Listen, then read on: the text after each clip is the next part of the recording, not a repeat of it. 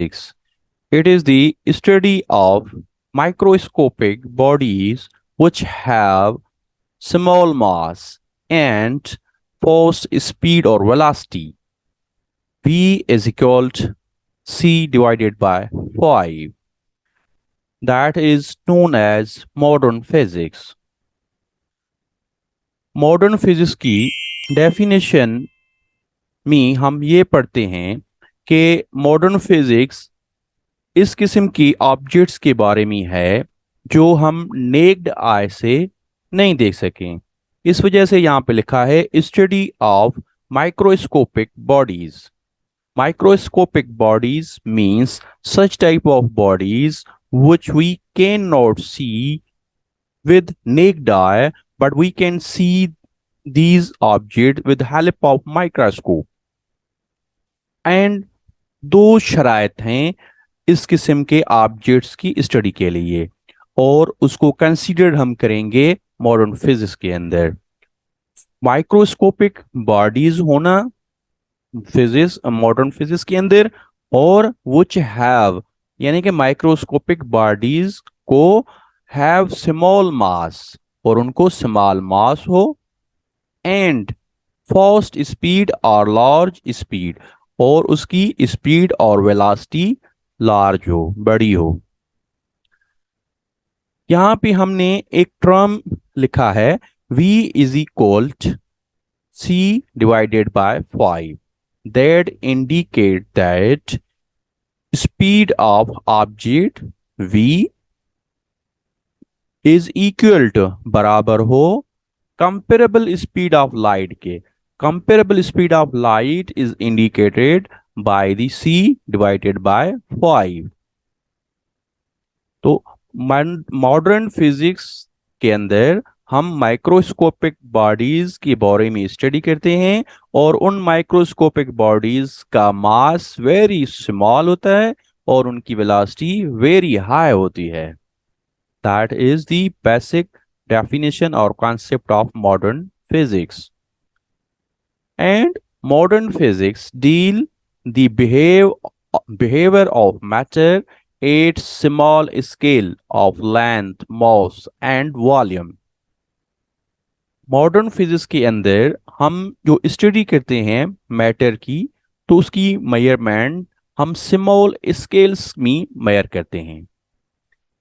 Matter की study small scales के लिहाज से यानी मैटर की अगर लेंथ जो है वो मेजर करना हो तो स्मॉल स्केल यूटिलाइज करेंगे और अगर मैटर का मास मेजर करना हो तो स्मॉल यूनिट के अंदर मेजर करेंगे और अगर मैटर का वॉल्यूम डिटरमाइन करना हो वो भी स्मॉल यूनिट्स के अंदर इस्तेमाल करेंगे। जो इस किस्म यूनिट्स जो होते हैं ये माइक्रोस्कोपिक बॉडीज के लिए इस्तेमाल होते हैं। ये यूनिट जो स्मॉल स्केल वाले यूनिट होते हैं ये माइक्रोस्कोपिक बॉडीज के लिए इस्तेमाल होते हैं। यूनिट्स दूसरे लिए इस्तेमाल नहीं होते हैं। अगर वो नेक्ड आई से ऑब्जेक्ट देख सकेंगे तो उनके लिए स्मॉल स्केल मेजरिंग यूनिट इस्तेमाल नहीं होते हैं। तो अब हम देखें लेंथ का, length of matter in small scale. Small scale के अंदर length of matter is measured in angstrom. अब एंगस्ट्रॉन जो है वो स्मॉल स्केल है मैटर की लेंथ मेजर करने के लिए और 1 एंगस्ट्रॉन जो है वो बराबर है 1 angstrom is equal to 10⁻⁻10 metre. 10⁻⁻10 metre 1 angstrom के बराबर होते हैं। और ये एंगस्ट्रॉन जो होते हैं इनकी मेजरमेंट अप्रोक्सीमेटली या इक्वल होती है size of atom, size of proton, electron और इन जैसे डिफरेंट जो माइक्रोस्कोपिक बॉडीज हैं इनकी मेजरमेंट के लिए हम इस वजह से एंगस्ट्रॉन को यूटिलाइज करते हैं यूनिट को उसकी लेंथ के लिहाज से। अब सेकंड है mass, mass of object, microscopic mass, microscopic body का मास। उसका यूनिट मिसाल के तौर पे AMU atomic mass unit, mole. mu and mole are the unit of mass in small scale। It means मोल मास का ही यूनिट है लेकिन वो मास किस बॉडी का होना चाहिए? माइक्रोस्कोपिक बॉडी का होना चाहिए मास। मैक्रोस्कोपिक बॉडी का मास होगा तो मास का यूनिट किलोग्राम, ग्राम वगैरह होगा। लेकिन अगर माइक्रोस्कोपिक बॉडी होगी तो उसका मास का यूनिट मोल एमयू होगा। इट मींस अगर हम मास मेजर करते हैं एटम का, पार्टिकल्स का, प्रोटॉन का, न्यूट्रॉन का, तो हम वो एमयू आर मोल्स में मेजर करते हैं। That is clear and concept, very easily concept about the microscopic body and their small scale measuring. Now volume of the microscopic bodies are measured in microliters and uh, factoliters, nanoliters. That is the smallest unit of the volume for small scale measuring of the volume. Now, in modern physics, all motions are relative motion and there is no any absolute motion and no any absolute rest. यानी कि modern physics के अंदर all motions are relative motions. इसका मकसद है कि अगर एक बंदा कोई मोशन में है तो वो विद रिस्पेक्ट अदर बॉडी है, with respect other frame of reference है, विद रिस्पेक्ट अदर सराउंडिंग है, with that is the basic concept कि all motions are relative motion. यानी कि एक बॉडी की motion with respect to surrounding count होती है। That's why all motion are relative motion and there is no any absolute motion, no any absolute rest. That is the fundamental concept of modern physics. Now, energy and mass are not distinct entries. तो different entries नहीं है, but mass can be converted into the energy and energy can be converted into the mass. यानी कि modern physics के concept में मास और energy दो मुख्तलिफ चीजें नहीं बल्कि ये एक दूसरे में कन्वर्टेबल चीजें हैं, एक दूसरे में तब्दील हो सकती हैं। अब एक दूसरे में तब्दील के लिहाज से हमने मॉडर्न फिजिक्स के अंदर एक ये इक्वेशन पढ़ते हैं, फेमस इक्वेशन है अल्बर्ट आइंस्टाइन की थ्योरी ऑफ रिलेटिविटी के अंदर, relationship between matter and energy, relationship between mass and energy. इसकी मास और एनर्जी का relationship E is equal M C square, ये अल्बर्ट आइंस्टाइन ने दिया था।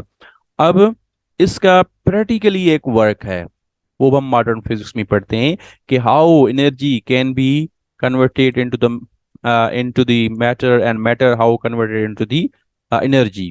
That is the practical work of in performed in pair production and annihilation of the matter. Pair production and annihilation of matter, these complete practical work in which we convert the matter into energy and energy into matter. Now, it means modern physics based on the, depend on the, or fundamental parts or fundamental points or fundamental things of the modern physics. It means modern physics is based on the Planck's quantum theory, Max Planck's quantum theory. And in quantum Max Planck's law, Max Planck stated that the energy of particles, energy of quanta is directly proportional to the frequency. यानी कि max planks ने कहा कि quanta की जो energy होती है, quanta means bundle of packets, bundle of energy, bundle of packets of the energy, इसकी एनर्जी डायरेक्टली यानी कि amount of energy is directly proportional to the its frequency. And in classical physics, we know that the energy of a particle is depend upon the amplitude of wave. But in Planck's law or in modern physics, we know that energy of particle is directly proportionality to the frequency of the wave. If higher frequency possesses wave or particle, it means they have higher energy. And other Albert Einstein theory of relativity. Theory of relativity is very famous, and we also later discuss on it, which is given by Albert Einstein in 1905.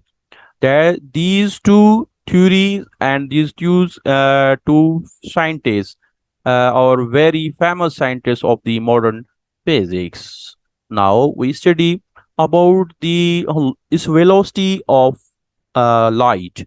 Velocity of light is constant, universal constant. Universal constant velocity of light, that's value is 3 into 10 power 8 meter per second. This is the universal constant. Speed of velocity number 3 into 10 power 8 meter per second is the universal constant for free space, and light can travel without any medium. यानी कि light जो है वो travel कर सकती है without any medium, not not require, not necessary require a medium for propagation in all the directions. We study in the classical physics. हम classical physics में हमने पढ़ा था कि लाइट को प्रोपोगेट करने के लिए मीडियम की जरूरत है, लेकिन मॉडर्न फिजिक्स का कॉन्सेप्ट के मुताबिक लाइट को प्रोपोगेट करने के लिए मीडियम की जरूरत नहीं पड़ती, without any medium in the all directions, and its velocity is universal constant. Now there is no any ether. According to the modern physics, there is no any ether. What is ether?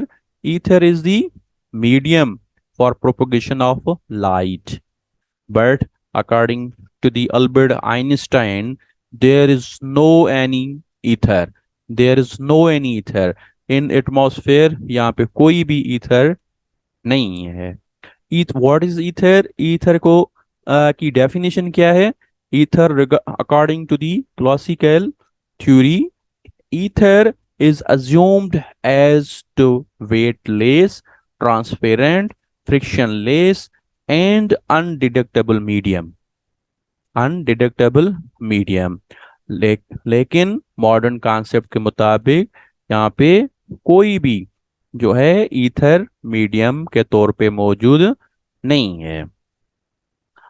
Now last point, V is equal to C up divided by 5. This term indicate V is equal to C divided by 5 indicate the comparable speed of light. Not speed of light only, but it is comparable speed of light.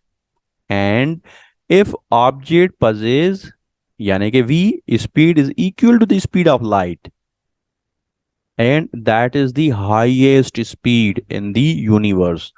यानी कि C speed, C जो speed of light को indicate करती है, और that is the highest speed in the universe. अब तक highest speed है यूनिवर्स में, इस जितनी स्पीड किसी चीज ने पजेस नहीं की और नहीं अभी किसी ने इससे ज्यादा ली है. इस वजह से speed of light is the highest speed in the universe. And if somebody have speed comparable speed of the light, that denoted by C divided by 5. Last, the 20th century. 20th century is known as the century of modern physics. यानी कि 20वीं जो century है, इस century को हम century of modern physics से जो है मानते हैं और याद रखते हैं. तो this is the period of modern physics, and modern